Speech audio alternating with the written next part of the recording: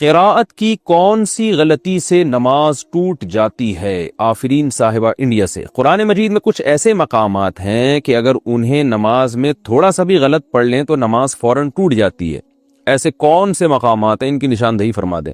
بھائی قرآن مجید میں ایسے مقامات تو ہائی لائٹ کرنا تو ناممکن ہے، وہ تو سارے ہی مقامات ایسے ہیں کہ ان کو آپ غلط پڑھ لیں گے تو وہ نماز ٹوٹ جائے گی۔ کتنا غلط پڑھیں گے کہ کسی آیت کو اتنا غلط پڑھ لینا کہ آیت کا اصل مفہوم بالکل اس کے اپوزٹ ہو جائے۔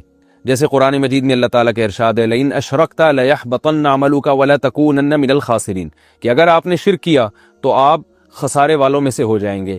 اب کسی قاری نے غلطی سے پڑھ لیا وَلَتَكُونَنَّ مِنَ الْخَاسِرِينَ کو من الحاسرین پڑھ لیا، حاسرین کا مطلب حسرت والوں میں ہو جائیں گے، تو معنی چینج تو ہوا ہے لیکن بالکل الٹ نہیں ہو گیا، تو الٹ نہیں ہو گیا، بالکل ہی قرآن کے مفہوم کے بالکل اپوزٹ نہیں ہو گیا، معنی چینج ہوا ہے۔ تو اس سے اگر یہ غلطی سے کیا تو نماز نہیں ٹوٹے گی، لیکن غلط ہے، ایسا کرنا جائز نہیں ہے۔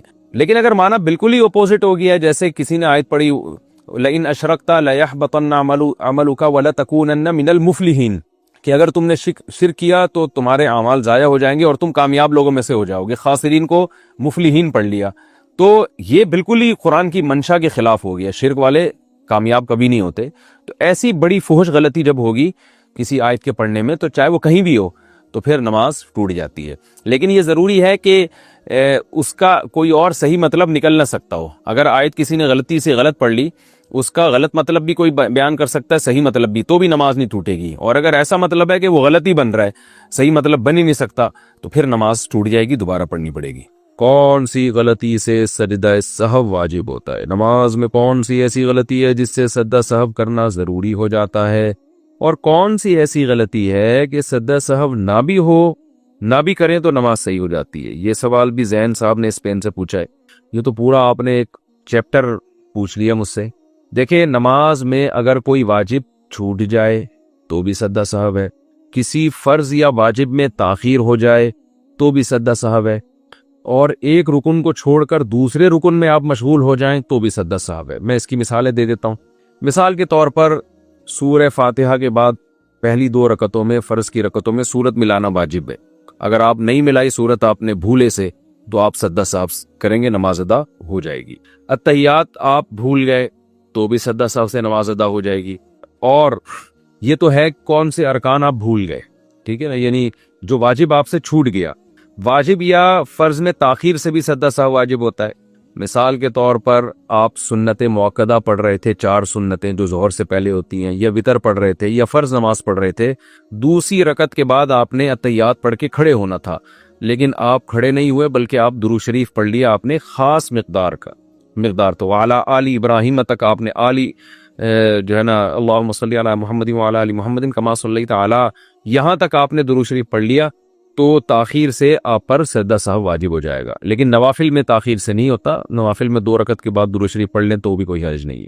اسی طرح آپ نے تیسری رکعت کے بعد کھڑا ہونا تھا، لیکن یعنی امام کے پیچھے آپ نماز پڑھ رہے ہیں، امام نے سلام پھیرا، آپ کی 1 رکعت باقی تھی، آپ نے کھڑے ہونا تھا لیکن آپ کھڑے نہیں ہوئے بلکہ امام کے ساتھ آپ نے سلام پھیر لیا، تو سلام پھیرنے سے کیا ہوا ہے کہ آپ کو جانا چاہیے تھا قیام میں، لیکن آپ وہ رکن چھوڑ کر ایک دوسرے رکن میں چلے گئے، اور السلام تک آپ نے سلام کا لفظ اپنی زبان سے نکال دیا، تو بھی آپ کو پھر آخر میں سجدہ سہو کرنا پڑے گا، کیونکہ 1 رکعت آپ کی باقی تھی اور آپ سلام پھیر لیا آپ نے، تو ایک رکن چھوڑ کر آپ دوسرے رکن میں مشغول ہو گئے۔ تو یہ کچھ احکام ہیں جو عام طور پہ لوگوں سے غلطیاں ہو رہی ہوتی ہیں، تو ان غلطیوں میں آپ سجدہ سہو کریں گے تو نماز ادا ہو جائے گی۔ اور اگر آپ نے نماز کا کوئی رکن چھوڑ دیا تو پھر سجدہ سہو سے نماز نہیں ہوتی۔ مثال کے طور پر نماز کے بعد آپ کو آخر میں یاد آیا میں تو رکوع کیا ہی نہیں ہے، نماز کے بعد یاد آیا، تو رکوع چھوڑنا تو ایک فرض چھوڑ دیا نا، آپ نے رکن چھوڑ دیا، تو اس کی سجدہ سہو سے تلافی نہیں ہوگی۔ یا نماز میں ترتیب الٹ دیں آپ کہ رکوع آپ نے چھوڑا تو تھا لیکن سجدے میں جا کے یاد آیا کہ میں نے رکوع نہیں کیا ہے، تو پھر آپ کھڑے ہوں گے، دوبارہ رکوع کریں گے، پھر دوبارہ سجدہ کریں گے، تو یہ ترتیب جو آپ سے چینج ہوئی ہے نا، اس کی وجہ سے بھی آپ کو سجدہ سہو کرنا پڑے گا۔ بہتر یہ ہے کہ بہشتی زیور جو کتاب ہے مسائل کی، جامع الرشید والوں نے چھاپی ہے تسہیل بہشتی زیور کے نام سے، وہ کتاب آپ گھر میں رکھیں، اس میں روز مرہ کے نماز کے، روزے کے اور بہت سارے مسائل اس میں ہیں۔ علماء کہتے ہیں کہ ایک ایسی کتاب ہے جسے پڑھ کر آپ نیم عالم بن جائیں گے، یعنی بیسک مسائل آپ کو معلوم ہو جائیں گے، اللہ نے اس کو بہت مقبولیت عطا کی ہے۔ وہ کتاب آپ گھر میں رکھیں اور وہ اپنے مطالعے میں رکھیں تو انشاءاللہ یہ روزمرہ کے مسائل نماز کے، روزے کے، زکوٰۃ کے آپ کے حل ہو جائیں گے۔ کیا دونوں ہاتھ استعمال کرنے سے نماز ٹوٹ جائے گی؟ کیا نماز میں دونوں ہاتھ استعمال کرنے سے نماز ٹوٹ جاتی ہے؟ دیکھیں، نماز میں کم سے کم حرکت کرنی چاہیے، وہ بھی جب ضرورت ہو اور جتنی ضرورت ہو۔ اس لیے جب ایک ہاتھ سے کام ہو سکتا ہے، آپ کو خارش ہو رہی ہے تو ایک ہاتھ سے بھی ہو سکتا ہے، تو دو ہاتھ کیوں استعمال کر رہے ہیں؟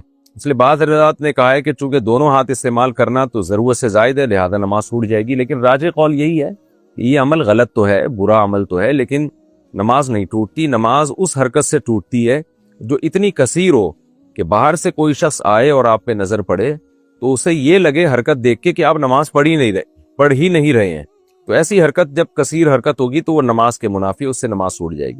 لیکن کسی نے غلطی سے دونوں ہاتھ ہلا لیے تو نماز انشاءاللہ نہیں ٹوٹے گی، لیکن یہ عمل بہرحال غلط ہے اور یہ ٹھیک نہیں ہے یہ عمل۔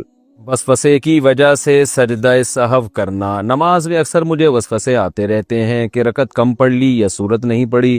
اس قسم کے وسوسے دور کرنے کے لیے آخر میں سجدہ سہو کر لیتا ہوں، کیا میرا یہ عمل صحیح ہے؟ شمس خان پشین سے۔ بھائی شمس خان، تین قسم کے آدمی ہوتے ہیں۔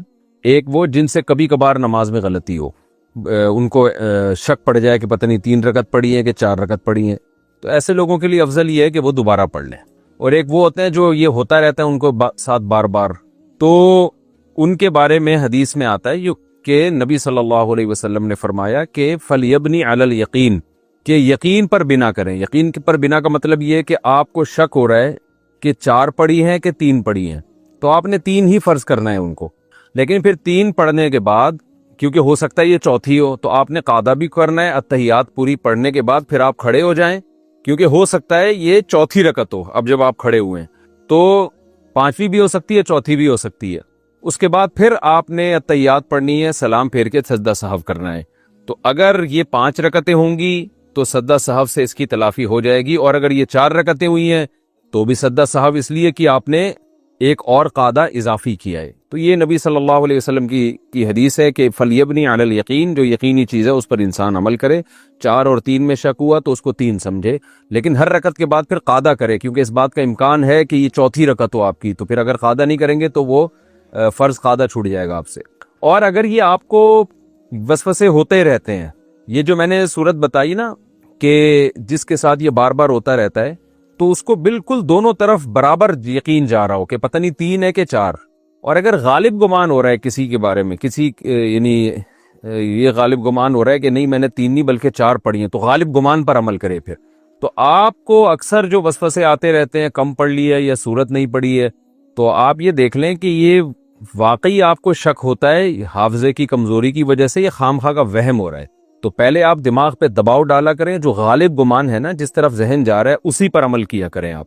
اور یعنی آپ کا غالب گمان ہے کہ 3 پڑھی ہیں تو 3 سمجھے، غالب گمان ہے کہ 4 پڑھی ہیں تو 4 سمجھے۔ اور اگر کہیں بھی دماغ نہیں جاتا، بالکل 50% یہ ہے کہ 3 پڑھی ہیں، 50% یہ ہے کہ 4 پڑھی ہیں، تو پھر اس طریقے پر عمل کریں جو میں نے آپ کو بتایا ہے، پھر اس کو 3 سمجھیں اور 3 رکعت کے بعد قاعدہ کریں، جو ہو سکتا ہے چوتھی کے بعد ہو، اور پھر آپ دوبارہ آخر میں قاعدہ کر کے سجدہ سہو کریں، تو اس سے آپ کی نماز ہو جائے گی۔ باقی یہ کہ یہ جو بار بار وسوسے نماز میں آ رہے ہیں نا، یہ بعض دفعہ وہم بھی ہوتا ہے انسان کو، اچھی بلی نماز پڑھ رہا ہوتا ہے اور وہم شروع کر دیتا ہے شاید میں نے ایسے کیا ہو، تو غالب گمان پر عمل کا معمول بنائیں آپ، اور تھوڑا سوچ لیا کریں، جس طرف ذہن جائے، پہلی مرتبہ میں جس طرف ذہن جائے نا، وہ اکثر وہ رائے صحیح ہوتی ہے، تو اس رائے پر عمل کیا کریں آپ۔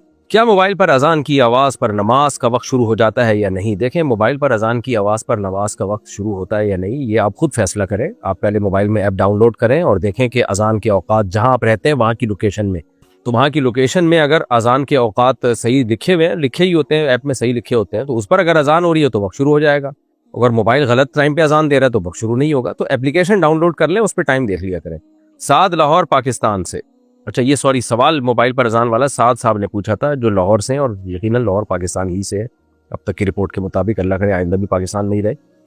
کیا نکاح میں وکیل کے بغیر صرف گواہوں سے نکاح درست ہے؟ فرح صاحبہ دہلی بھارت سے۔ نہیں جناب، اچھا سوری، وکیل کے بغیر صرف گواہوں سے نکاح درست ہے؟ جی ہاں بالکل درست ہے، اگر دولہا دلہن موجود ہے وہاں، بنفس نفیس موجود ہیں، بنفس نفیس آج کل زیادہ گاڑی اردو ہو گئی ہے، فزیکلی خود موجود ہیں اور 2 گواہ موجود ہیں تو نکاح ہو جائے گا۔ اور اگر دولہا یا دلہن میں سے کوئی بھی شارٹ ہے، تو پھر دولہا یا دلہن کے وکیل کا ہونا ضروری ہے۔ اگر کسی کے اعضائے وضو پر پلاسٹر ہو تو وہ کیسے وضو کرے گا؟ وہ پھر وضو پورا کرے گا لیکن پلستر والی جگہ پر وہ گیلے ہاتھ سے مسح کر لے گا، یہ کافی ہے۔ یہ والا سوال پوچھا تھا حمزہ صاحب اسلام آباد سے۔ کیا عورت کسی محرم کے ساتھ ویڈیو کال پر بات کر سکتی ہے؟ نائلہ صاحبہ ممبئی بھارت سے۔ نہیں، بلا ضرورت جوان عورت کے لیے کسی غیر مرد سے ویڈیو کال پہ بات کرنا جائز نہیں ہے، کیونکہ عورت پہ پردہ فرض ہے۔ کوئی شدید مجبوری ہو تو وہ مجبوری بتائی جائے کیا ہے، نارملی تو ٹھیک نہیں ہے یہ۔ طلاق بلفظ کنایا یعنی اشارے یا دو معنوں والے الفاظ سے دی جائے تو کیا طلاق واقع ہو جاتی ہے؟ فیضان صاحب پشاور پاکستان۔ دیکھیں، ایسے لفظ سے طلاق دی جس میں نکاح ٹوٹنے کا معنی بھی ہے اور اس کے علاوہ کوئی اور معنی بھی ہے، تو ایسے الفاظ کو کنایا کہتے ہیں۔ تو اس میں اگر مرد کی نیت ہوگی تو طلاق ہوگی، نیت نہیں ہوگی تو طلاق نہیں ہوگی۔ بعض دفعہ نیت نہیں ہوتی لیکن بیوی کی طرف سے طلاق کا مطالبہ چل رہا ہے اور جواب میں وہ الفاظ کہہ دے انسان، یا واضح قرائن ہو جس سے پتہ چل جائے کہ اس کی نیت طلاق ہی کی تھی، تو پھر طلاق ہوگی، ورنہ کنایا سے طلاق واقع نہیں ہوتی جب تک مرد کی نیت نہ ہو۔ کیا کسی نابالغ لڑکے یا لڑکی کا نکاح شرعی طور پر معتبر ہوتا ہے؟ جی، اگر نابالغ لڑکے یا لڑکی کا نکاح ان کا باپ کرائے تو نکاح ہو جائے گا، لیکن شریعت میں اس کی ترغیب نہیں ہے۔ نکاح میں بلوغت کا انتظار کرنا چاہیے، اور اس زمانے میں اس کے فسادات بھی ہیں۔ بہت سے گاؤں دیہاتوں میں ایسا ہوتا ہے، نابالغ بچی کا نکاح کرا دیا جاتا ہے، پھر وہ بچی دل سے پسند نہیں کرتی، بڑے ہونے کے بعد بڑے مسائل کھڑے ہوتے ہیں۔ بعض دفعہ بچیوں کے باپ ظلم بھی کر رہے ہوتے ہیں، چھوٹی بچیوں کا نکاح بڑی عمر کے آدمی سے کرا دیتے ہیں۔ تو اس لیے اس کو شریعت نے بھی کوئی اپریشیٹ نہیں کیا ہے، بس جائز قرار دیا تاکہ ضرورت کے وقت اس سے فائدہ اٹھایا جا سکے۔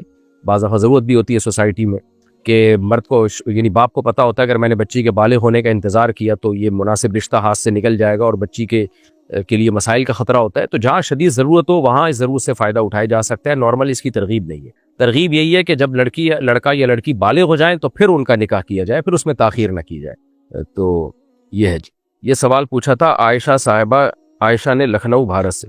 اصل میں سوال انہوں نے نیچے لکھ کے، جس نے سوال پوچھا تو اس کا نام اتنے فاصلے سے لکھا ہوتا ہے، میں پورا سوال جواب پڑھ لیتا ہوں پھر آخر میں نام پڑھتا ہوں۔ کیا عورت حالت حیض میں مسجد کے صحن میں داخل ہو سکتی ہے؟ ثنا صاحبہ کراچی پاکستان۔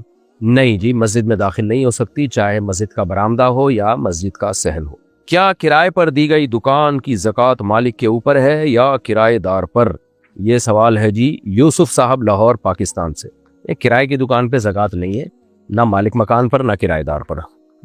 اس دکان پہ زکوٰۃ فرض ہوتی ہے جو دکان آپ نے بیچنے کے لیے خریدی ہو، بیچنے کے لیے دکان خریدی اس پہ زکوٰۃ فرض ہوگی، ادروائز نہیں۔ ہاں، جو کرایہ آ رہا ہے وہ اگر 52.5 تولہ چاندی کے برابر ہے اور زکوٰۃ کی تاریخ آ جاتی ہے تو پھر زکوٰۃ دینی پڑے۔ کیا فجر کی سنت یا جماعت فرض کے بعد قضا کی جا سکتی ہے؟ خالد دہلی بھارت سے۔ جی، فرض کے بعد قضا کرنے کا ہمیں حکم ہے، یعنی نبی صلی اللہ علیہ وسلم سے ثابت ہے، لیکن بعد کا مطلب کیا ہے؟ فوراً بعد نہیں بلکہ اشراق کے وقت میں، جیسے کہ عبداللہ ابن عمر رضی اللہ تعالیٰ عنہ سے یہ بات ثابت ہے کہ تو میں چونکہ یہاں پر ان شارٹ مسائل کا جواب دیتا ہوں، اس لیے کبھی موقع ملا تو اس حدیث کا ریفرنس بھی انشاءاللہ شیئر کر دوں گا۔ تو اشراق کے وقت میں جو ہے فجر کی نماز کے بعد نماز یعنی سنتیں پڑھی جائیں اگر رہ گئی ہیں پہلے، اور یہ افضل ہے، کوئی لازم نہیں ہے۔ کیا ڈی این اے ٹیسٹ سے نسب بیٹا یا بیٹی ہونے کا فیصلہ شرعی طور پر معتبر ہے؟ انور صاحب فیصل آباد پاکستان سے۔ نہیں جناب، اس کی وجہ یہ ہے کہ شریعت نے بچے کے نسب میں کوشش کی ہے کہ حتی الامکان اس کو ثابت النسب قرار دیا جائے، اور اس تکلف میں پڑھنے کی اجازت نہیں ہے کہ یہ ڈی این اے سے ثابت ہے بھی یا نہیں ہے۔ اور اس کی دلیل صحیح ہے بخاری کی حدیث الولد للفراش، آپ کی بیوی کے ہاں جب بچہ پیدا ہوگا تو وہ آپ ہی کا ہوگا، اس میں یہ نہیں آپ کو اجازت کہ آپ ڈی این اے سے ٹیسٹ کریں میرا ہے بھی یا نہیں ہے، چاہے حقیقت میں وہ زنا ہی سے پیدا کیوں نہ ہوا ہو۔ اس پر میں کئی بار بیان بھی کر چکا ہوں، کچھ کم علم لوگوں کو اعتراضات بھی ہوئے تھے، ان کے بھی میں جوابات دے چکا ہوں۔ تو جب بھی کسی کے ہاں بچہ پیدا ہوگا، میاں بیوی کے ہاں، گرل فرینڈ کے نہیں، گرل فرینڈ کے سے بچہ پیدا ہوتا ہے تو حرام ہوتا ہے، ناجائز ہوتا ہے، اس کی نسبت باپ کی طرف کی نہیں جائے گی۔ بیوی کے جب بچہ پیدا ہوا اور شادی کے 6 مہینے بعد کم از کم پیدا ہوا ہے تو اس بچے کے بارے میں تجسس کرنے کی اجازت ہی نہیں ہے کہ یہ عورت کے شوہر کا ہے یا نہیں ہے، بلکہ یہی کہا جائے گا شوہر کا ہے۔ اور اگر شوہر نے یہ کہا کہ میری بیوی نے زنا کیا ہے، یہ میرا بچہ نہیں ہے، تو پھر شریعت کہتی ہے کہ ٹھیک ہے، تم نے جب بچے کی نفی کی ہے تو اس کا مطلب تم بیوی کو زانیہ کہہ رہے ہو۔ زانیہ اگر تم بیوی کو کہہ رہے ہو تو شریعت کہتی ہے پھر یا تو 4 گواہ لے کر آؤ، گواہ نہیں ہے تو لعان کرو، کورٹ میں جاؤ، 4 قسمیں بلکہ 5 قسمیں اٹھاؤ، اور بیوی بھی 5 قسمیں اٹھائے۔ وہ پورا ایک پروسیس ہے، اس پروسیس کے بغیر آپ بچے کی نفی نہیں کر سکتے۔ تو اس لیے شریعت نے ہمیں اس تجسس کی اجازت ہی نہیں دی ہے، ڈی این اے اور یہ سب چیزوں کی۔ جس کے بھی بچہ ہوگا تو بس یہی سمجھا جائے گا اس کا، تاکہ بچے کی حفاظت ہو اس میں۔ بینک میں رکھی گئی رقم پر ملنے والا نفع سود میں شمار ہوتا ہے؟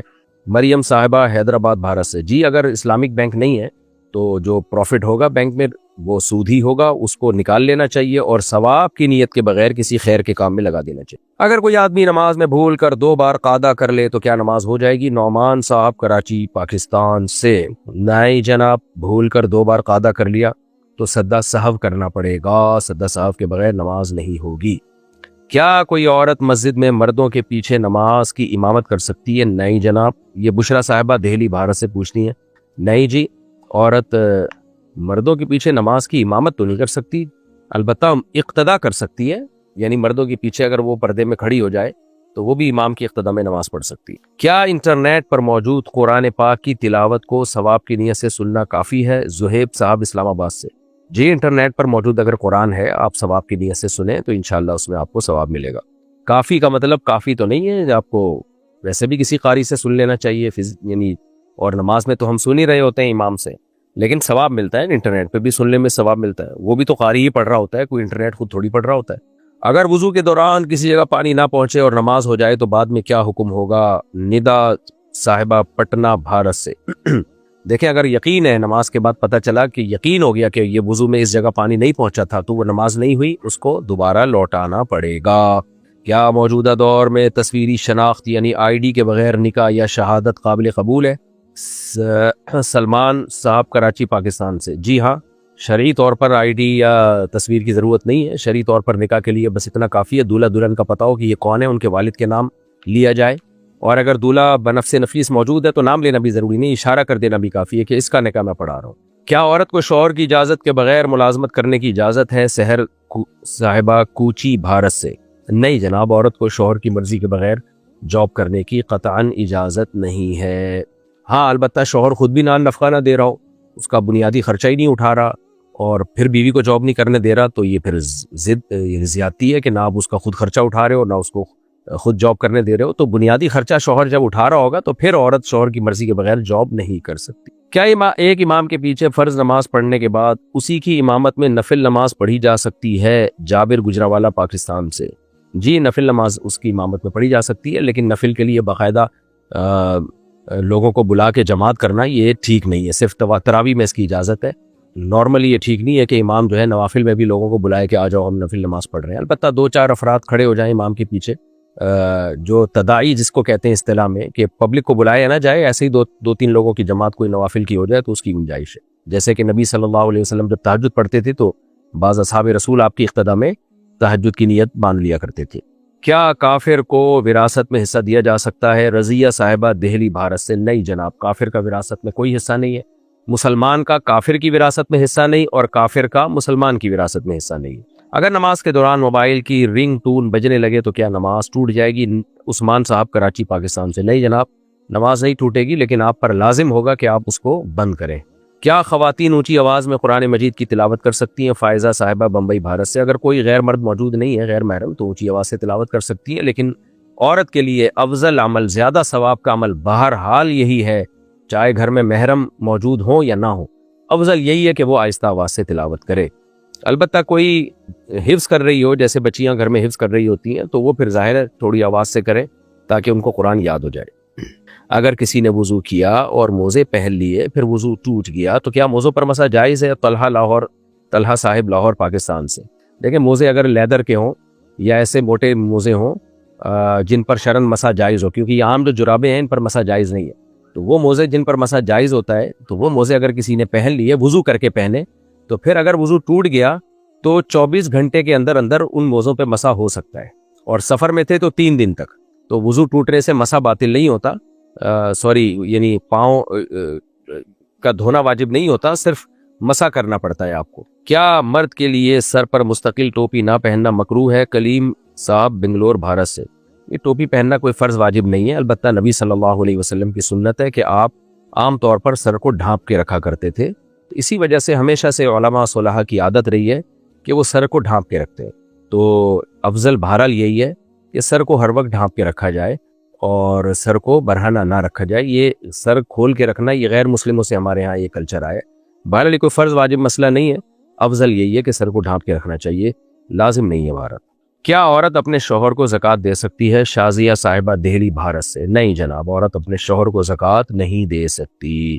نہ اپنی اولاد کو زکوٰۃ دی جا سکتی ہے, نہ اپنے والدین, دادا دادی, نانا نانی کو زکوٰۃ دی جا سکتی ہے, نہ پوتے نواسوں کو زکوٰۃ دی جا سکتی ہے. ان کے علاوہ سب کو دی جا سکتی ہے. بہن بھائیوں کو دے سکتے ہیں, بھانجے بھتیجوں کو دے سکتے ہیں, چچا ماموں کو دے سکتے ہیں, اور خالہ پھپھو کو زکوٰۃ دے سکتے ہیں, ساس سسر کو دے سکتے ہیں, بہو کو دے سکتے ہیں, داماد کو دے سکتے ہیں, لیکن اپنے شوہر کو, میاں بیوی ایک دوسرے کو نہیں دے سکتے. کیا قرآن کی تلاوت کے بغیر سمجھے بھی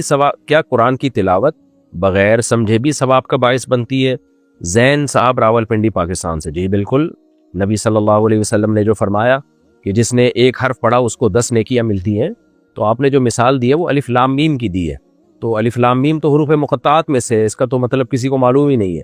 تو مثال ہی وہ دی ہے کہ بھئی جب نہیں سبھی سمجھ میں آ رہا تو بھی 10 نیکیاں ملیں گی. اللہ کا کلام ہے نا, سمجھ کے بھی پڑھنا چاہیے قرآن کو, تفسیر بھی پڑھنی چاہیے, ترجمہ بھی پڑھنا چاہیے, تاکہ پتہ تو چلے اللہ ہم سے کیا کہہ رہا ہے. اور بغیر سمجھے بھی اگر کوئی تلاوت کرتا ہے تو ثواب بہرحال اس میں بھی ملے گا. اگر کسی عورت کا شوہر گم ہو جائے اور سالوں تک واپس نہ آئے تو وہ دوسرا نکاح کب کر سکتی ہے؟ حلیمہ صاحبہ حیدرآباد بھارت سے. دیکھیں, آپ نے حیدرآباد سے مسئلہ پوچھا ہے. آپ ہندوستان میں وہاں الحمدللہ مسلمانوں کی الگ سے فیملی لاز بھی ہیں, اور صوبہ بہار میں نے جہاں تک سنا ہے وہاں علماء کی ایک کمیٹی ہے جو مسلم معاملات میں فیصلہ کرتی ہے. تو ایسی کسی کمیٹی میں کیس فائل کر دینا چاہیے, اور پھر جو بھی مسلمان جج فیصلہ کرے, یعنی وہ فیصلہ کرے گا کہ بھئی شوہر کا نہ ملنا ناممکن ہے, یہ مایوس ہو جائے گا, تو پھر وہ نکاح ختم کر دے گا. عدت گزار کے عورت کہیں اور نکاح کر سکتی ہے. نارملی تو جو یہ مالکیہ سے یہ فقہ مالکیہ سے یہ رائے لی گئی ہے اس میں 4 سال ہے, لیکن بہرحال کورٹ جو بھی اس میں تحقیق کے بعد فیصلہ کرے تو وہ فیصلہ شرعی طور پہ نافذ ہو جائے گا. کیا نماز میں ہاتھ سینے پر باندھنا سنت ہے یا ناف کے نیچے باندھنا سنت ہے؟ سینے پر ہاتھ باندھنے کی ہمارے علم میں کوئی بھی حدیث نہیں ہے. کہ ابن خزیمہ کی جو روایت ہے وہ سند کے لحاظ سے کمزور ہے. اسی وجہ سے چاروں ائمہ میں میری معلومات کے مطابق جس طرح سے بالکل یہاں سینے پہ ہاتھ باندھے جاتے ہیں, اس طرح کی میری معلومات کے مطابق کوئی قول مجھے نہیں ملا.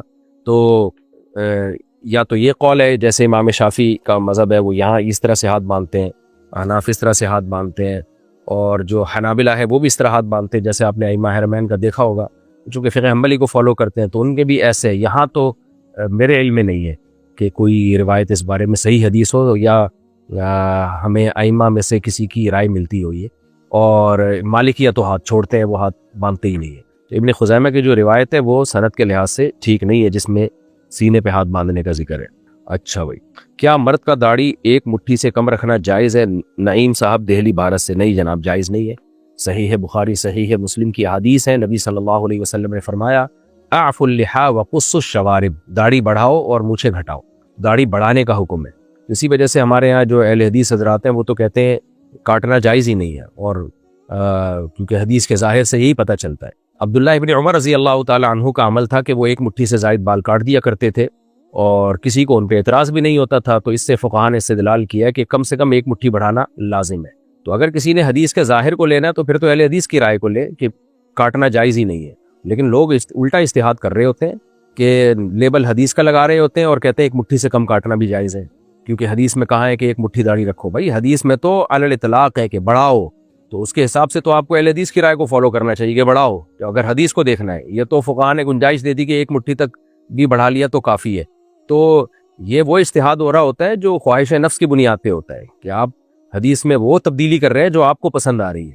تو اس میں 2 قول ہیں. ایک قول تو وہی ہے جو جمہور کا قول ہے کہ ایک مٹھی سے زائد آپ کاٹ سکتے ہیں. دوسرا قول یہ ہے جو اہل حدیث جس پر عمل کرتے ہیں کہ نہیں بھائی آپ کاٹنا جائز ہی نہیں, آپ بڑھاؤ بس اس کو. تو ان دونوں قولوں میں سے کسی قول کو لیا جائے گا. اور یہ جو تیسرا قول نکالا ہوا ہے آج کل کے کچھ اسکالرز نے کہ ایک مٹھی سے زیادہ چھوٹی بھی کر سکتے ہیں, اس پہ کوئی دلیل نہیں ہے, کیونکہ بڑھانے کا حکم ہے نا. تو بڑھانا رکھنا اور بڑھانے میں فرق ہے. حدیث میں یہ تھوڑی داڑھی رکھو, حدیث میں اعفوا اللحا, بڑھاؤ اس کو. تو کوئی تو لمٹ ہوگی نا بڑھانے کی, یعنی کم سے کم تو کوئی تو لمٹ ہوگی. تو یہ جو کٹانا ہے کہ ایک مٹھی سے کم, یہ تو کسی کی بھی رائے نہیں ہے. اور اگر ہو بھی تو اس رائے کا کوئی اعتبار نہیں ہے. قرآن و سنت کے خلاف اگر کسی کی رائے ہے تو اس کی کوئی شرعی حیثیت نہیں ہے. ہونا یہ چاہیے نبی صلی اللہ علیہ وسلم کے حکم کو دل و جان سے فالو کرنا چاہیے بس. تو آج کل کے جو اسکالرز نئی نئی چیزیں لا رہے ہیں تو تو ان کی رائے پر عمل کر کے آپ قیامت میں اللہ کو مطمئن نہیں کر سکتے. آپ اللہ کو مطمئن نہیں کر سکتے. اللہ کہے گا کہ میرے نبی کی حدیث بھی تھی اور اتنے بڑے بڑے مجتہدین اسلاف کا عمل بھی تھا تمہارے سامنے, تم نے وہ چھوڑ کر چند لوگوں کی رائے کو تم نے کیوں فالو کیا؟ کیا کسی مسلمان کو مرحوم کہنے کے بجائے مرحومہ کہنا گناہ ہے؟ سمینہ صاحبہ کراچی پاکستان سے. بھائی مرحوم مرد کو کہا جاتا ہے, مرحومہ عورت کو کہا جاتا ہے. میں سوال سمجھا نہیں آپ کا. کیا بیوی شوہر کی اجازت کے بغیر نفلی روزہ رکھ سکتی ہے؟ خدیجہ صاحبہ بمبئی بھارت سے. اگر شوہر گھر میں موجود ہو تو پھر شوہر کی اجازت کے بغیر عورت نفلی روزہ نہیں رکھ سکتی, اور اگر گھر میں شوہر موجود نہیں ہے یا شوہر نے صبح نکلنا ہے اور رات کو گھر میں آنا ہے تو سارا دن بیوی گھر میں ہی ہے تو پھر بھی وہ نفلی روزہ رکھ سکتی ہے. اگر شوہر منع بھی کرے تو اطاعت لازم نہیں ہے. وجہ اس کی ہے کہ شریعت نے عورت کو نفلی روزہ رکھنے سے اس لیے منع کیا ہے شوہر کی اجازت کے بغیر کہ عین ممکن ہے شوہر کے دل میں اس سے جو ملاپ ہے اس کی خواہش پیدا ہو, تو روزے سے ہوگی تو مرد اپنی خواہش نہیں پوری کر سکے گا, تو اس کا پھر نقصان ہوتا ہے کہ ایگریسو ہو جاتا ہے آدمی یا گناہ کی طرف اس کی طبیعت جا سکتی ہے.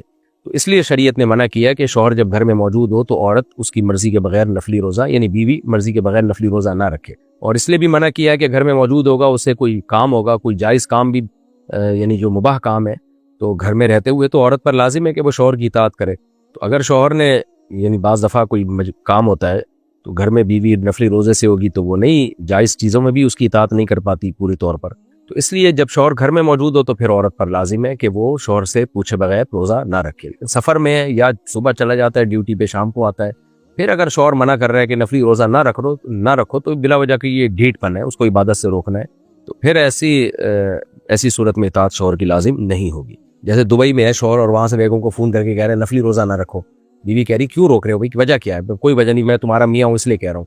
یہ خامخواہ کی ایک ضد ہے. تو یہ ایسی صورت میں عورت پر اطاعت لازم نہیں ہوگی, کیونکہ عورت کو بھی ثواب کی ضرورت ہے, اس کو بھی عبادت کی ضرورت ہے, تو اللہ سے تعلق بنانے کی ضرورت ہے. تو سب سے پہلے تو اللہ ہے نا. اچھا بھائی, کیا نابالغ بچے کے جھوٹ پر والدین کو گناہ ہوگا؟ عدنان صاحب سوات پاکستان سے. جی اگر وہ جھوٹ بولتا ہے اور والدین اس کو جھوٹ بولنے پر تنبیہ نہیں کرتے, اس کو نصیحت نہیں کرتے, ایسے ہی چھوڑتے ہیں کہ ہاں بیٹا اور پھینکا کرو لمبی لمبی. بعض دفعہ ایسا ہوتا ہے, بچہ جھوٹ بول رہا ہوتا ہے, ماں باپ ہنستے ہیں, ہاں ماشاءاللہ کتنی بڑی فلم ہے, دیکھا ہمارا بچہ بچپن سے ہی فلم پیدا ہوا ہے, ہم نے تو بہت بعد میں جا کے یہ جھوٹ سیکھے تھے, یہ بچپن سے ہی جانتا ہے. ایسے اپریشیٹ کر رہے ہوتے ہیں, ہنس رہے ہوتے ہیں, تو پھر یہ ماں باپ کو بھی گناہ ہوگا. بلکہ بچے کو نہیں ہوگا, صرف ماں باپ ہی کو ہوگا. نابالغ بچے کو تھوڑی گناہ ملتا ہے. تو لیکن اگر وہ تربیت کی کوشش کر رہے ہیں پھر بچہ جھوٹ بولتا ہے تو پھر انشاءاللہ گناہ نہیں ہوگا. کیا جمعہ کی نماز کے بغیر باقی 4 فرض ظہر کی نماز ادا کرنا جائز ہے؟ راحیل دہلی بھارت سے. لیکن جب جمعے کی نماز ہو گئی تو ظہر کی نماز ساقط ہو گئی, اب ظہر کی نماز نہیں ہوگی. تو یہ ہوگا کہ جمعے کی بعد 4 سنتیں موقدہ پڑھی جاتی ہیں, وہ ظہر کی نماز نہیں ہے, وہ ویسی جمعے کی سنتیں ہیں. اگر امام سورہ فاتحہ کے بعد بھول جائے تو مقتدی کو کیا کرنا چاہیے؟ قاسم صاحب کراچی پاکستان سے. مقتدی کو پہلے سبحان اللہ بولنا چاہیے تاکہ امام کو یاد آ جائے کہ میں نے کچھ پڑھنا ہے آگے, خاموش کھڑے ہو کر یہاں سوچنا نہیں ہے. تو سبحان اللہ بولے امام, مقتدی پیچھے سے. کیا کافر کو اسلام قبول کرنے سے پہلے زکوٰۃ دی جا سکتی ہے؟ حفصہ کلکتہ بھارت سے. نہیں جی, کافر جب تک اسلام قبول نہیں کر لیتا اس کو زکوٰۃ نہیں دی جائے گی. ویسے نفلی صدقات و خیرات دیے جا سکتے ہیں. نبی صلی اللہ علیہ وسلم کے دور میں کچھ غیر مسلموں کو زکوٰۃ دی گئی تھی دین کے قریب لانے کے لیے, لیکن یہ حکم منسوخ ہو چکا ہے.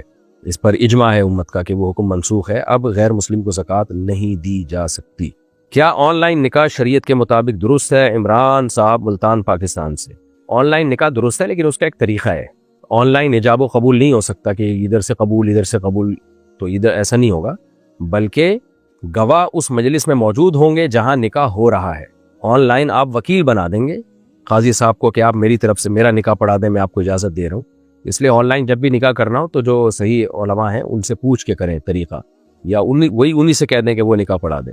ایسے نہیں ہو جائے گا کہ فون کیا یا ویڈیو کال پہ ہاں جی میں نے تمہیں قبول کیا, وہ دلہن ویڈیو کال پہ کہہ دے ہاں جی میں نے بھی قبول کیا. ایسے نہیں ہوگا. کیا عورت کو اپنے شوہر کی کمائی کا حساب پوچھنے کا حق ہے؟ نادیہ صاحب دہلی بھارت سے. جی عورت پوچھ سکتی ہے, آگے پھر شوہر کیا ہے کہ وہ بتائے یا نہیں بتائے, تو یہ آپس کے تعلقات پر ہے. بعض دفعہ وہ خطرہ ہوتا ہے میں نے بتا دیا تو میں کچھ بچا ہی نہیں سکوں گا, اپنی ماں بہنوں پہ نہیں خرچ کر پاؤں گا, صدقہ خیرات نہیں کر سکوں گا, بیگم صاحبہ تو سارے ہی ہتھیا لیں گی مجھ سے, گھر میں لڑائی ہوں گی. تو اور بعض دفعہ بیوی اتنی پیاری ہوتی ہے, اتنی اچھی نیک شریف شرفا ہوتی ہے کہ آدمی کہتا ہے میں ساری دولت بھی اس کے قدموں میں ہر مہینے کی تنخواہ بھی لا کے رکھ دوں گا, تو یہ مجھے کہے گی کہ میں نے اس میں سے اتنا خرچہ ہے، یہ آپ اپنی اماں کو دیں، یا آپ اپنی بہنوں کو دیں، یا آپ صدقہ کریں، یا آپ خیرات کریں. تو یہ میاں بیوی کی میوچل انڈرسٹینڈنگ پر ہے کہ بیوی کس ٹائپ کی ملی ہوئی آپ کو. اچھا بھائی، کیا مرد کو سونے کی انگوٹھی پہننا جائز ہے اگر وہ خالص نہ ہو؟ زبیر صاحب کراچی پاکستان سے. سونے کی انگوٹھی اگر خالص نہیں ہے تو دیکھا جائے گا کھوٹ کتنی ہے اس میں. کھوٹ زیادہ ہے، سونا کم ہے تو پہن سکتے ہیں. اگر سونا زیادہ ہے، کھوٹ کم ہے تو نہیں پہن سکتے. اگر کوئی شخص بھول کر کھا لے اور سمجھ لے کہ روزہ ٹوٹ گیا اور جان بوجھ کر کھا لے تو کیا حکم ہے؟ ہمایوں، لکھنؤ، بھارت سے. اگر بھول کر کھا لیا اور یہ سمجھا کہ روزہ ٹوٹ گیا، پھر جان کر کھا لیا تو قضا ہے، کفارہ نہیں ہے. کیونکہ وہ اس بیچارے کو مسئلہ معلوم نہیں تھا، تو اس لیے اس کو یہی سمجھا جائے گا کہ اس کو مسئلہ چونکہ معلوم نہیں تھا، گناہ تو ہوگا. لیکن اگر بھول کے کھایا اور اس کو پتہ ہے کہ میرا روزہ نہیں ٹوٹا ہے، پھر جان کر کھا لیا، تو پھر تو ظاہر ہے کفارہ بھی لازم ہوگا. کیا خواتین ایک دوسرے کے ساتھ پردے کے بغیر رہ سکتی ہیں؟ عاتقہ صاحبہ، لاہور، پاکستان سے. دیکھیں، عورت کا بھی ایک دوسرے کے ساتھ پردہ ہے، لیکن اتنا سخت پردہ نہیں ہے جتنا غیر مرد کے ساتھ ہے. تو عورت کو عورت سے جو ہے وہ باقی جسم کا جتنا بھی حصہ ہے، سینہ ہے اور کمر ہے، یہ جو راند کا ناف سے لے کے گھٹنے تک، یہ سب ایریا چھپانا فرض ہے عورت کو عورت سے. یعنی عورت کسی عورت کے سامنے اپنا پیٹ ظاہر نہیں کر سکتی، کمر نہیں کھول سکتی اس کے سامنے، اور اپنے جو سطر ہے وہ ظاہر نہیں کر سکتی ہے. تو آج کیا ہو رہا ہے کہ ویکس کروانے کے لیے خواتین بیوٹی پارلر جاتی ہیں، پورا جسم اس کے سامنے کھول دیتی ہیں، رانے تک کھول دیتی ہیں. حرام اور کبیرہ گناہ ہے. تو عورت ناف سے لے کے گھٹنے تک کا جو ایریا ہے وہ کسی عورت کے سامنے بھی قطعاً نہیں کھول سکتی. اسی طرح کمر کا بھی حصہ بھی جو ہے. تو بے شرمی آ رہی ہے ہماری سوسائٹی میں، غیر مسلموں سے ہم یہ ساری چیزیں سیکھ رہے ہیں، شرم و حیا ختم ہوتی جا رہی ہے. البتہ عورت کے سامنے سر کے بال کھول سکتی ہے، کلائیاں کھول سکتی ہے، پنڈلیاں کھول سکتی ہے. ان چیزوں کا پردہ نہیں ہے عورت کا عورت سے. لیکن پھر بھی افضل یہی ہے کہ وہ چھپائے. کیوں کھول رہی ہے بلا وجہ، کیوں ظاہر کر رہی ہے اس کے سامنے؟ کیا نابالغ لڑکی کا کیا ایک عورت ایک وقت میں 2 مردوں کی بیوی بن سکتی ہے؟ سلمہ صاحبہ، ممبئی، بھارت سے. نہیں بھائی، استغفر اللہ، یہ نہیں ہو سکتا، قطعاً نہیں ہو سکتا. جب ایک مرد کے نکاح میں ہے تو دوسرے مرد سے اس کا نکاح کسی صورت میں نہیں ہو سکتا. بلکہ وہ مرد اگر چھوڑ دیتا ہے تو عدت کے دوران بھی نکاح نہیں ہوگا، عدت گزارنی پڑے گی. کیا نابالغ لڑکی کا نکاح ولی کی مرضی کے بغیر اس کی اجازت کے ہو سکتا ہے؟ علی صاحب، اسلام آباد سے. یعنی نابالغ لڑکی کا نکاح ولی کی مرضی کے بغیر نہیں جی، نابالغ لڑکی کا نکاح اس کی ولی کی مرضی کے بغیر نہیں ہو سکتا. کیا دوران نماز موبائل کا جواب دینا جائز ہے؟ رافع صاحب، سیالکوٹ، پاکستان سے. نہیں، جائز نہیں ہے. جواب دے دیا تو گناہ بھی ہوگا اور نماز بھی ٹوٹ جائے گی.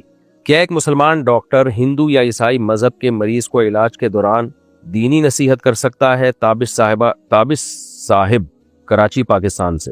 کر سکتا ہے اگر نفع کی امید ہو. نفع کی امید نہ ہو پھر نہیں کرنی چاہیے، کیونکہ وہ پھر غیر مسلم اس سے غصہ کرتے ہیں اور ناراض ہو جاتے ہیں، اور اس کا خطرہ ہوتا ہے اسلام سے اور زیادہ دور نہ ہو جائے. تو مصلحت اور حکمت کو سب سے پہلے پیش نظر رکھنا چاہیے. کیا عورت کا بغیر محرم حج یا عمرے پر جانا جائز ہے؟ سلمہ صاحبہ، فیصل آباد، کراچی سے. نہیں، جائز نہیں ہے. کیا مسجد میں موبائل پر ویڈیوز دیکھنا گناہ ہے؟ حسان، کوچی، بھارت سے. مسجد کو ان چیزوں سے بالکل پاک رکھنا چاہیے، کیونکہ جب آپ موبائل پہ ویڈیو دیکھ رہے ہوں گے تو بعض دفعہ یوٹیوب پہ بیہودہ وہ آ جاتی ہیں، کوئی اشتہار چلنے لگتے ہیں. آپ اگر شارٹ ویڈیوز دیکھ رہے ہیں تو لڑکیوں کی بیہودہ ویڈیوز آ جاتی ہیں، میوزک آ جاتا ہے. اس لیے مسجد کو جو ہے ان چیزوں سے حتی الامکان دور رکھنا ہی اسی میں عافیت ہے.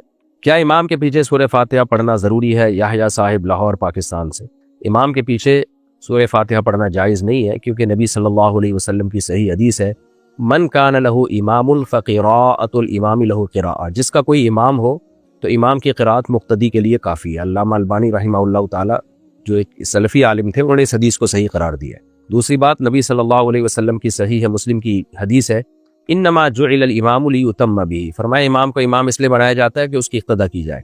اس لیے آپ نے فرمایا اذا کبر فکبروا، جب امام تکبیر کہے تکبیر کہو. واذا قرأ فانصتوا، جب قراءت شروع کرے تو خاموش ہو جاؤ. واذا قال ولا الضالین، جب ولا الضالین کہے تو قولوا آمین، تو آمین کہو. تو اس میں بتا دیا کہ امام نے فاتحہ پڑھنی ہے، آپ نے صرف پیچھے آمین کہنا ہے. اور دوسری حدیث، یہ جو ہمارے اہل حدیث حضرات اختلافی مسئلہ ہے، اس میں شدت جائز نہیں ہے. ایک دوسرے پر کیچڑ اچھالنا اور جو ہے تمسخر کرنا جائز نہیں ہے. ہمارے جو اہل حدیث علماء جو یہ اکثر حدیث پیش کرتے ہیں صحیح بخاری کی کہ لا صلاۃ الا بفاتحۃ الکتاب، جو فاتحہ نہیں پڑھتا اس کی نماز نہیں ہوتی. تو ان دوسری حدیثوں کی روشنی میں اس کا مطلب یہی ہے کہ جب امام نے فاتحہ پڑھ لیا تو وہ گویا مقتدی نے بھی پڑھ لی ہے، اس کو یہ نہیں کہا جائے گا نہیں پڑھی، اس نے حکماً پڑھ لیا، کیونکہ میں نے پہلے جیسے حدیث پڑھی کہ من کان لہ امام فقراءۃ الامام لہ قراءۃ، کہ جس کا کوئی امام ہو تو امام کی قراءت مقتدی کے لیے کافی ہے۔ دوسری بات صحیح ہے مسلم میں یہ حدیث پوری یوں ہے کہ نبی صلی اللہ علیہ وسلم نے فرمایا کہ من لم یقرأ بفاتحۃ الکتاب فصاعدا، یعنی لا صلاۃ، اس شخص کی نماز نہیں ہے جو سورہ فاتحہ نہیں پڑھتا اور پلس قرات نہیں کرتا۔ تو صحیح مسلم میں یہ الفاظ یوں ہیں۔ تو اب سوال پیدا ہوتا ہے کہ اس میں تو پھر آ رہا ہے کہ قرات بھی کرنی ہے، جبکہ مقتدی کے لیے سورہ فاتحہ کے بعد تلاوت کو کوئی بھی لازم قرار نہیں دیتا، کوئی بھی لازم قرار نہیں دیتا۔ تو اس سے صاف پتہ چلتا ہے کہ امام کی تلاوت جیسے مقتدی کے لیے کافی ہے، تو امام کی سورہ فاتحہ بھی مقتدی کے لیے کافی ہے۔ شاہ بھائی، اچھا یہ مسئلہ پوچھا تھا طلحہ صاحب، اچھا نہیں یہ یحییٰ صاحب لاہور پاکستان سے، انہوں نے پوچھا ہے مسئلہ، حالانکہ دو نام لکھے ہوئے۔ اذان کے دوران بات کرنا کیسا ہے؟ عائشہ صاحبہ اسلام آباد پاکستان سے، اذان کے دوران بات کرنا ناپسندیدہ ہے، مکروہ ہے، کوئی ضرورت ہو تو بات کر سکتے ہیں، اذان کو خاموشی سے سننا چاہیے۔ جمعے کے خطبے کے دوران بات کرنا کیسا ہے؟ نعمان صاحب پشاور پاکستان سے، بالکل حرام ہے، ناجائز ہے، سخت منع کیا نبی صلی اللہ علیہ وسلم نے، حتیٰ کہ نبی نے یہ بھی فرمایا کہ جو بات کر رہا ہو اسے خاموش بھی نہیں کرا سکتے آپ بول کے کہ خاموش ہو جاؤ، یہ الفاظ بھی نہیں بول سکتے آپ، ہاں اشارے سے خاموش کرایا جا سکتا ہے، زبان سے نہیں بول سکتے۔ سفر کے دوران قصر نماز کب پڑھنی چاہیے؟ عمار صاحب جدہ سعودی عرب سے۔ سفر کے دوران، جب سفر کا مطلب یہ ہوتا ہے کہ آپ جس شہر میں رہ رہے ہیں اس شہر کے باہر 78 کلومیٹر آپ کا دور جانے کا ارادہ ہو، تو جب اتنا لمبے سفر کا ارادہ ہو تو شہر کی آبادی سے باہر نکلتے ہی آپ قصر نماز شروع کر دیں گے۔ کیا قرضہ لے کر قربانی کرنا درست ہے؟ رضوان دبئی متحدہ عرب امارات سے۔ اگر کسی کو 100% یقین ہے کہ میری مالی حیثیت بہت اچھی ہے، میں قرضہ ادا کر دوں گا، تو پھر جائز ہے۔ اگر کسی کو یہ خطرہ ہو کہ میری مالی حیثیت اتنی اچھی نہیں ہے، پتہ نہیں ادا کر پاؤں کہ نہیں کر پاؤں، تو پھر ناجائز ہے۔ کیا ایک ہی دن میں 2 جمعے پڑھے جا سکتے ہیں؟ عبیر دہلی بھارت سے۔ پڑھے جا سکتے ہیں، لیکن پہلا جمعہ وہ اصل جمعہ ہوگا، دوسرا نفلی نماز، 2 رکعت نفل نماز کہلائے گی وہ۔ وضو میں پاؤں دھونا فرض ہے یا نہیں؟ علی صاحب سرگودھا پاکستان سے۔ کیوں نہیں فرض ہے بھائی، پاؤں دھونا فرض ہے وضو میں، قرآن نے حکم دیا ہے۔ کیا عورت اعتکاف کر سکتی ہے؟ یہ مسئلہ پوچھا ہے جی بشرا صاحبہ انقرہ ترکی سے۔ جی عورت اعتکاف کر سکتی ہے، لیکن گھر میں کرے گی۔ اس پر انشاءاللہ رمضان سے پہلے مدلل میں ریکارڈ کرواؤں گا، اس کے دلائل کیا ہیں۔ کیا جمعے کی نماز کے بغیر ظہر پڑھی جا سکتی ہے؟ عادل برمنگم برطانیہ۔ جمعے کی نماز جو لوگ شہر میں رہتے ہیں ان پر جمعہ پڑھنا لازم ہے، اگر وہ جمعے کی نماز چھوڑیں گے تو ناجائز ہے، لیکن اگر کسی کا جمعہ نکل گیا یا اتنا دور ہے کہ وہاں جانا بہت مشکل ہے تو پھر مجبوری میں ظہر کی نماز پڑھی جائے گی۔ زکوٰۃ کن چیزوں پر فرض ہے؟ ہاجرہ صاحبہ ڈھاکہ بنگلہ دیش سے۔ زکوٰۃ 4 چیزوں پہ فرض ہوتی ہے، سونا، چاندی اور جو کیش اماؤنٹ آپ کے پاس ہے، اور چوتھی چیز ہے مال تجارت۔ مال تجارت کا مطلب یہ ہوتا ہے کہ ہر وہ چیز جو آپ نے اس لیے خریدی تھی کہ اس کو آپ بیچ دیں گے اور وہ نیت ابھی تک باقی ہو، تو ان 4 چیزوں پہ زکوٰۃ ہوتی ہے اور سال میں 1 دفعہ ہوتی ہے، اور ان 4 چیزوں کی قیمت اگر 52.5 تولے چاندی کے برابر پہنچ چکی۔ کیا بچوں کو روزہ رکھنے پر مجبور کرنا جائز ہے؟ ساجد صاحب ملتان پاکستان سے۔ اگر بہت چھوٹے بچے ہیں تو پھر جائز نہیں ہے، اور اگر 10 سال یا اس سے بڑا بچہ ہو چکا ہے اور اس کی صحت مند ہے، آپ سمجھتے ہیں کہ روزے کا تحمل ہوگا، تو کچھ روزے ان کو رکھوانے چاہیے۔ پورے رمضان کے روزے نہ بھی رکھوائیں، لیکن عادت ڈالنے کے لیے ان کو چند روزے رکھوا لیں، پھر اگلے سال تھوڑے زیادہ رکھوا لیں، تاکہ بالغ ہونے تک اس کو روزہ رکھنے کی عادت پڑ جائے۔ لیکن بہت زیادہ 10-11 سال کے بچے کو گرمیوں میں اگر رمضان آ رہا ہے تو پورا مہینہ روزے رکھوانا یہ پھر مناسب معلوم نہیں ہوتا، اس سے ان کی صحت کو نقصان کا خطرہ ہوتا ہے۔